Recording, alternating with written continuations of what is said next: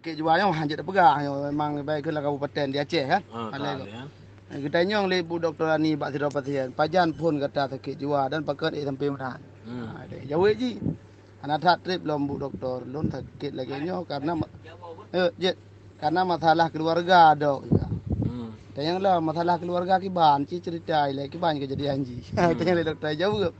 Jadi lagi mau cerita haji hai bu, lihat tuan yang kali lun menikah dengan tiga janda. Tahu anak jandanya umuji 20 tahun. Dan kamu keluarga tinggal bak rumah ayah lun. Kun tiga tekik jiwa yang. Kebetulan ayah lun tidur duda. Tanpa lun tepur ternyata ayah lun galak ke anak tiri lun. Sering gerayu-rayu menanti hingga menikah lah awak yang dua kan. Berarti anak tiri lun kajik ke mak tiri lun. Aku dah berau ke terus. Berarti anak tiri lun kajik ke mak tiri lun. Dan ayah lun kajik ke melinteh.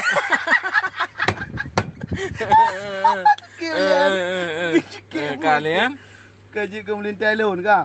Kebetulan inang atau perumah lun kamu sehingga lahirlah anak agam lun.